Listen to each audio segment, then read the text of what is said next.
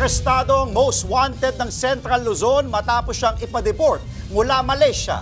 Itinuturo siyang mastermind sa pagpatay sa kanyang sariling kapatid na negosyante. Nasa frontline ng balitang yan, si Nina Ongpauco. Pasado alas 10 kagabi nang lumapag ang sinasakyang eroplano ng top most wanted person ng Central Luzon na si Alan Dennis Satin Lim matapos maaresto nitong March 22 sa Petaling Jaya, Singular, Malaysia.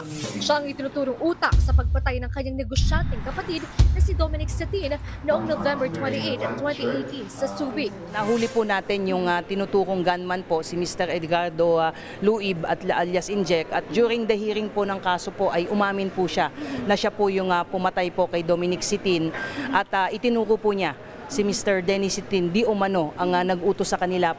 Itinuro din si Denise ng isa pang suspect na si Oliver Fuentes na umano'y utak sa pagpapatay.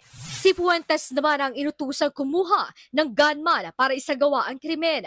Nagpapasalamat naman ang PNP sa tulong ng foreign counterparts. Meron po tayong na-receive na information na nandoon po siya at in fact gumagamit siya ng ibang pangalan dahil yung kanyang passport ay matagal na pong na-cancel. So ang isa pa nating iniimbestigahan ay papaano siya nakapunta sa Malaysia considering na-cancelled na po yung passport. So ang tinitingnan po natin dyan ay maaring dumaan po siya through backdoor po.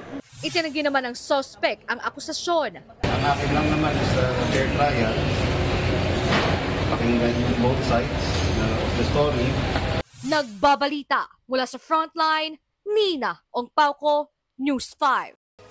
Mga kapatid, Andre Felix po. Iba na ang may alam at may pakialam sa panahon ngayon. Para sa tuloy-tuloy na balitaan sa Frontline kahit weekend, mag-follow at subscribe sa social media pages ng News 5.